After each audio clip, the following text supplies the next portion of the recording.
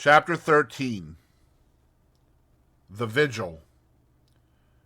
Sir James brushed past Julius and hurriedly bent over the fallen woman.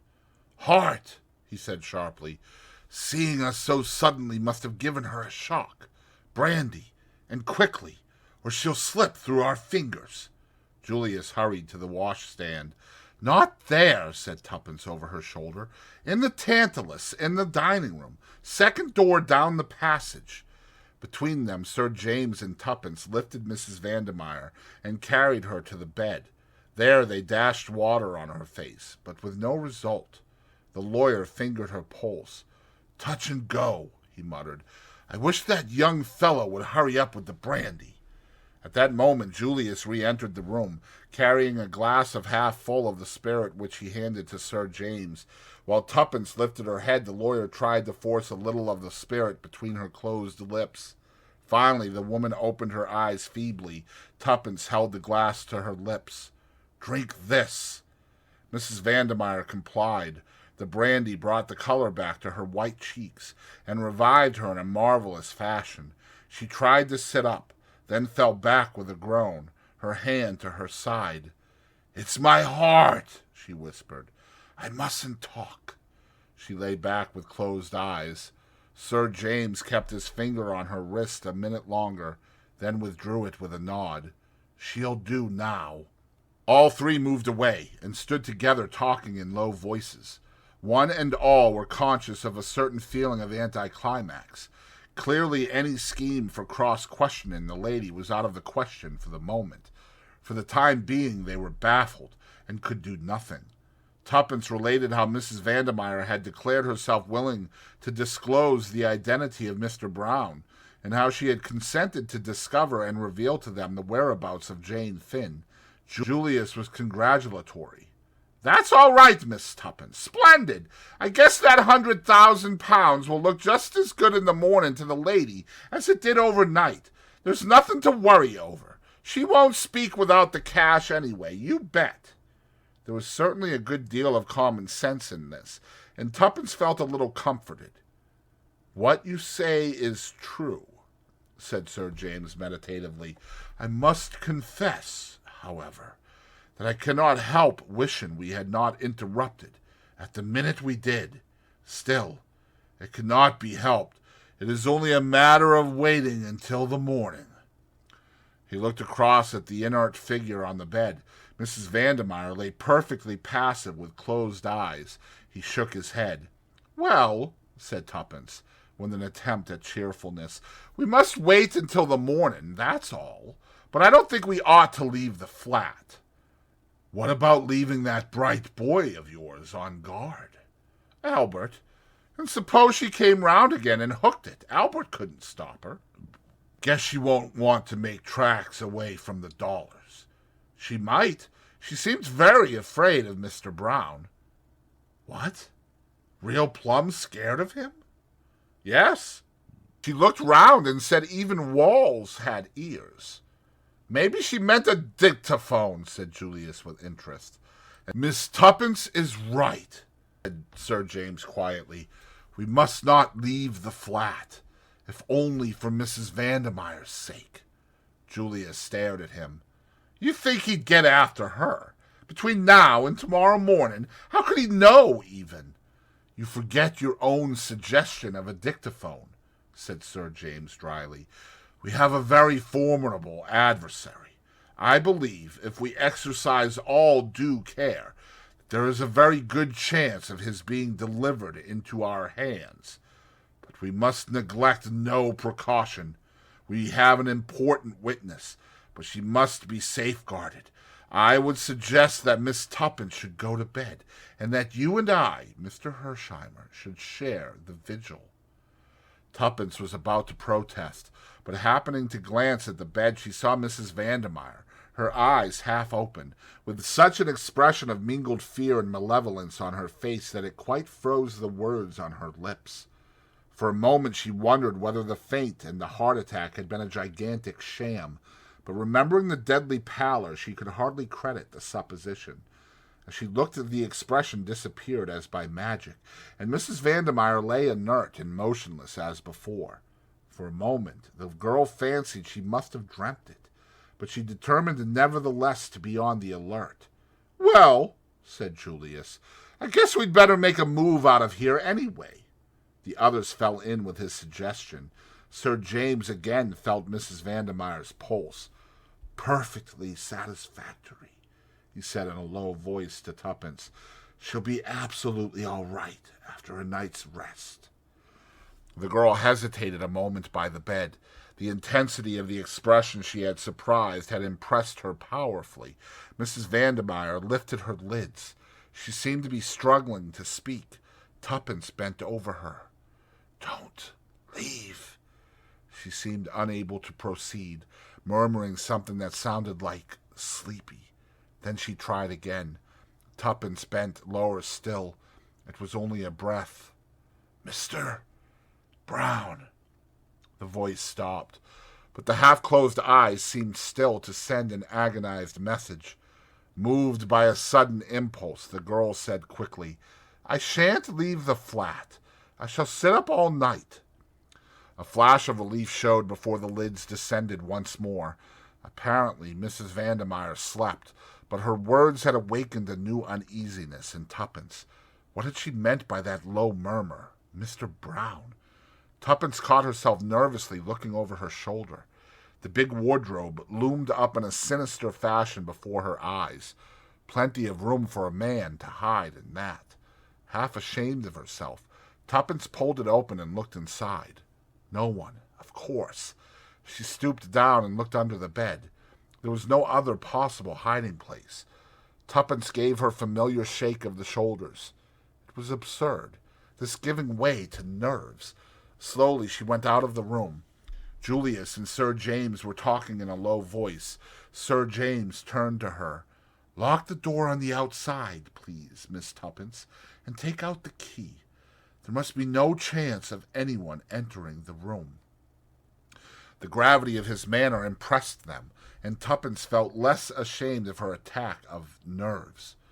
"Say," remarked Julius suddenly, "there's Tuppence's bright boy. I guess I'd better go down and ease his young mind. That's some lad, Tuppence." "How did you get in, by the way?" asked Tuppence suddenly. "I forgot to ask." "Well, Albert got me on the phone all right. I ran round for Sir James here, and we came right on. The boy was on the lookout for us, and was just a mite worried about what might have happened to you. He'd been listening outside the door of the flat, but couldn't hear anything. Anyhow, he suggested sending us up in the coal lift instead of ringing the bell. And sure enough, we landed in the scullery and came right along to find you. Albert's still below, and must be just hopping mad by this time." With which Julius departed abruptly. "Now then, Miss Tuppence," said Sir James, "you know this place better than I do. Where do you suggest we should take up our quarters?" Tuppence considered for a moment or two. "I think Mrs. Vandemeyer's boudoir would be the most comfortable," she said at last, and led the way there. Sir James looked round approvingly. "This will do very well. And now, my dear young lady, do go to bed and get some sleep." Tuppence shook her head resolutely. "I couldn't, thank you, Sir James. I should dream of Mr. Brown all night. But you'll be so tired, child." "No, I shan't. I'd rather stay up, really." The lawyer gave in. Julius reappeared some minutes later, having reassured Albert and rewarded him lavishly for his services. Having in his turn failed to persuade Tuppence to go to bed, he said decisively, "At any rate, you've got to have something to eat right away. Where's the larder?" Tuppence directed him, and he returned in a few minutes with a cold pie and 3 plates. After a hearty meal, the girl felt inclined to pooh-pooh her fancies of half an hour before. The power of the money bribe could not fail. "And now, Miss Tuppence," said Sir James, "we want to hear your adventures." "That's so," agreed Julius. Tuppence narrated her adventures with some complacence. Julius occasionally interjected an admiring "bully." Sir James said nothing until she had finished, when his quiet "well done, Miss Tuppence," made her flush with pleasure. "There's one thing I don't get clearly," said Julius. What put her up to clearing out? I don't know, confessed Tuppence. Sir James stroked his chin thoughtfully. The room was in great disorder. That looks as though her flight was unpremeditated, almost as though she got a sudden warning to go from someone. Mr. Brown, I suppose, said Julius scoffingly. The lawyer looked at him deliberately for a minute or two. Why not? He said. Remember, you yourself have once been worsted by him. Julius flushed with vexation. I feel just mad when I think of how I handed out Jane's photograph to him like a lamb. Gee, if I ever lay hands on it again, I'll freeze onto it like hell. That contingency is likely to be a remote one, said the other dryly. I guess you're right, said Julius frankly. And, in any case, it's the original I'm out after. Where do you think she can be, Sir James? The lawyer shook his head. Impossible to say, but I've a very good idea where she has been. You have? Where? Sir James smiled. At the scene of your nocturnal adventures, the Bournemouth nursing home. There? Impossible! I asked. No, my dear sir. You asked if anyone of the name of Jane Finn had been there. Now, if the girl had been placed there, it would almost certainly be under an assumed name. Bully for you! Cried Julius. I never thought of that. It was fairly obvious, said the other. Perhaps the doctor's in it, too, suggested Tuppence. Julius shook his head. I don't think so. I took to him at once. No, I'm pretty sure Dr. Hall's all right. Hall, did you say? Asked Sir James. That is curious. Really very curious. Why? Demanded Tuppence. Because I happened to meet him this morning. I've known him slightly on and off for some years, and this morning I ran across him in the street, staying at the Metropole, he told me. He turned to Julius. Didn't he tell you he was coming up to town? Julius shook his head. Curious, mused Sir James. You did mention his name this afternoon, or I would have suggested your going to him. Further information with my card as introduction. I guess I'm a mutt, said Julius with unusual humility. I ought to have thought of the false name stunt. Could you think of anything after falling out of that tree? Cried Tuppence. I'm sure anyone else would have been killed right off. Well, I guess it doesn't matter now anyways, said Julius. We've got Mrs. Vandermeyer on a string, and that's all we need. Yes, said Tuppence, but there was a lack of assurance in her voice. A silence settled down over the party. Little by little the magic of the night began to gain a hold on them. There were sudden creaks of the furniture, imperceptible rustlings in the curtains. Suddenly Tuppence sprang up with a cry. I can't help it! I know Mr. Brown's somewhere in the flat. I can feel him. Sure, Tuppence, how could he be? This door's open into the hall. No one could have come in by the front door without our seeing and hearing him. I can't help it. I feel he's here. She looked appealingly at Sir James, who replied gravely, With due deference to your feelings, Miss Tuppence, and mine as well for that matter, I do not see how it is humanly possible for anyone to be in the flat without our knowledge. The girl was a little comforted by his words. Sitting up at night is always rather jumpy, she confessed. Yes, said Sir James, we are in the condition of people holding a seance. Perhaps, if a medium were present, we might get some marvelous results. Do you believe in spiritualism? Asked Tuppence, opening her eyes wide. The lawyer shrugged his shoulders. There is some truth in it, without a doubt, but most of the testimony would not pass muster in the witness box. The hours drew on. With the first faint glimmerings of dawn, Sir James drew aside the curtains. They beheld what few Londoners see, the slow rising of the sun over the sleeping city. Somehow, with the coming of the light, the dreads and fancies of the past night seemed absurd. Tuppence's spirits revived to the normal. "Hooray!" she said. "It's going to be a gorgeous day, and we shall find Tommy and Jane Finn, and everything will be lovely. I shall ask Mr. Carter if I can't be made a dame." At 7 o'clock, Tuppence volunteered to go and make some tea. She returned with a tray containing the teapot and 4 cups. "Who's the other cup for?" inquired Julius. "The prisoner, of course. I suppose we might call her that." "Taking her tea seems a kind of anticlimax to last night," said Julius thoughtfully. "Yes, it does," admitted Tuppence. "But anyway, here goes. Perhaps you'd both come, too, in case she springs on me or anything. You see, we don't know what mood she'll wake up in." Sir James and Julius accompanied her to the door. "Where's the key?" "Oh, of course. I've got it myself." She put it in the lock and turned it, then paused. "Supposing, after all, she's escaped," she murmured in a whisper. "Plumb impossible," replied Julius reassuringly, but Sir James said nothing. Tuppence drew a long breath and entered. She heaved a sigh of relief as she saw that Mrs. Vandermeyer was lying on the bed. "Good morning," she remarked cheerfully. "I've brought you some tea." Mrs. Vandermeyer did not reply. Tuppence put down the cup on the table by the bed and went across to draw up the blinds.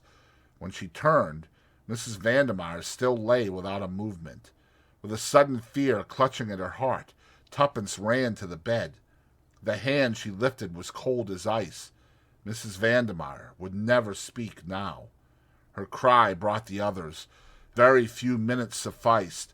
Mrs. Vandermeyer was dead, must have been dead some hours. She had evidently died in her sleep. "If that isn't the cruelest luck!" cried Julius in despair. The lawyer was calmer, but there was a curious gleam in his eyes. "If it is luck," he replied. "You don't think... But, say, that's plumb impossible. No one could have got in." "No," admitted the lawyer. "I don't see how they could. And yet, she is on the point of betraying Mr. Brown. And she dies. Is it only chance?" "But how?" "Yes, how? That is what we must find out." He stood there silently, gently stroking his chin. "We must find out," he said quietly, and Tuppence felt that if she was Mr. Brown, she would not like the tone of those simple words. Julius's glance went to the window. "The window's open," he remarked. "Do you think—" Tuppence shook her head. "The balcony only goes as far as the boudoir. We were there." "He might have slipped out," suggested Julius, but Sir James interrupted him. "Mr. Brown's methods are not so crude. In the meantime, we must send for a doctor.